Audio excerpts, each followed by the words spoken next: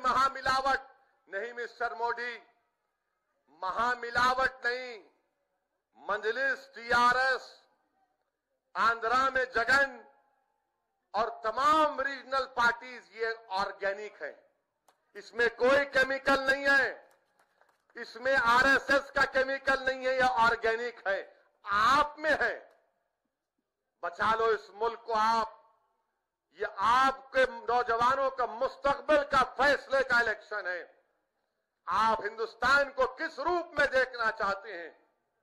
क्या आप अदलिया को कमजोर देखना चाहते हैं?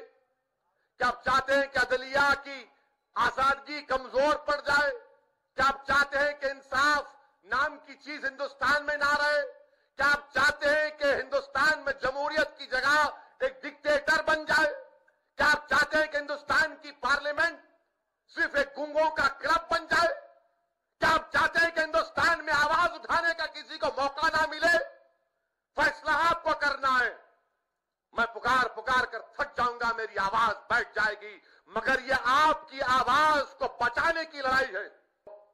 हिंदुस्तान के आईन को, कॉन्स्टिट्यूशन को, संविधान को अगर जिसको बाबा साहिब अंबेडकर ने हमारे बुजुर्गों ने बना कर दिया, उसको अगर बचाना है तो ना सिर्फ तेलंगाना, ना सिर्फ जुनूबी हिंदुस्तान, ना सिर्फ मशरकी हिंदुस्तान, बल्कि पूरे हिंदुस्तान में बीजेपी को शिकस्त देना पड़ेगा। और बीजेपी क्या कह रही है? जो मोदी के खिलाफ वो हिंदुस्तान के खिलाफ, जो मोदी के खिलाफ वो पाकिस्तान के साथ नहीं। मैं आपसे कह रहा हूं, जो मोदी के खिलाफ वो हिंदुस्तान की जमहूरियत के साथ, जो मोदी के खिलाफ वो हिंदुस्तान के उन तमाम सेकुलरिज्म और प्लुरलिज्म के साथ।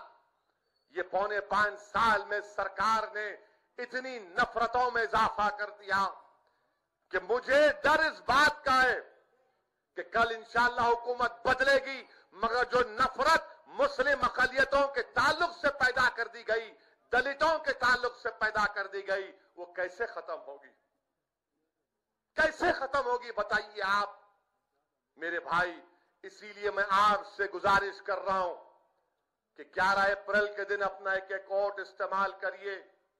और फिर ये याद रखिए, इस बात को हरगिज अपने जहन में आने मत दीजिए, कांग्रेस और बीजेपी एक सिक्के के दो रुख हैं। इसीलिए मोदी चाहते कि नहीं, मैं नहीं तो कांग्रेस, कांग्रेस बोलती हम नहीं तो हमारा मित्रों।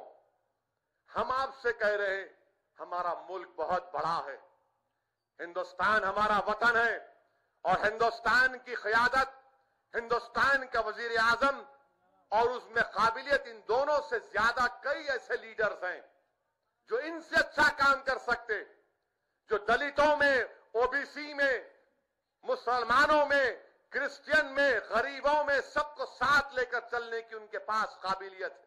इन्होंने किसको साथ लेकर चला? कौन सा इन्होंने काम किया?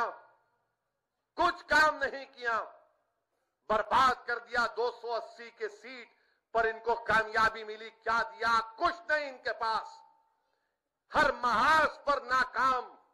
मेरे भाई, इसीलिए हमको मुत्तहिदा तौर पर एक फैसला लेकर हैदराबाद की पार्लियामेंट की सीट पर एक तारीख साज कामयाबी से आप मजलिस को हमकिनार करिए। मैं आपसे उस वक्त भी वादा किया और आज भी कर रहा हूं, मैं जब तक जिंदा रहूंगा, जब तक अल्लाह चाहेगा कि मेरी जिंदगी बाकी रहे, मैं आपसे वादा कर रहा हूं कि मैंने हमेशा संघ परिवार और उनकी आइडियोलॉजी के खिलाफ लड़ता रहा और लड़ता रहूंगा। क्योंकि हिंदुस्तान की जमहूरियत को सबसे बड़ा खतरा अगर किसी से है, उन ताकतों से है जो हिंदुस्तान के कॉम्पोजिट कल्चर को नहीं मानते, जो हिंदुस्तान के संविधान में क्या लिखा हुआ है, कभी पढ़ो जाकर नौजवानों। लिबर्टी, इक्वालिटी, फ्रेटर्निटी, जस्टिस, इंसाफ, भाईचारा, मसावात, ये कहां मिल रहे हमको बताओ? 5 साल में मसावात मिले? जो मजलिस के खिलाफ प्रोपेगेंडा करते हैं कि ओवैसी भड़काऊ भाषण देता, मैं तुमसे पूछ रहा हूं, क्या तुम्हारे बच्चे को नौकरी मिली? शहर हैदराबाद में पहली बार मलिका फर्नीचर पर फारूक अशरफ की जानिब से फर्नीचर के 10 आइटम्स डबल डोर अलमारी के साथ सिर्फ 15,500 में। महाराजा फर्नीचर स्टाइल या डेकोलियम फर्नीचर के 10 आइटम सिर्फ 15,500 में। इससे ज्यादा की खरीदारी पर बिस्तर का मुकम्मल सेट और एक डबल डोर की अलमारी मुफ्त हासिल कीजिए। 45,000 से ज्यादा की खरीदारी पर स्लीप रिलैक्स मैट्रेसेस 3 साल की वारंटी के साथ डबल डोर अलमारी मुफ्त हासिल कीजिए। बुकिंग खुली है। मलिका फर्नीचर, वोल्टा एक्स रोड, हैदराबाद।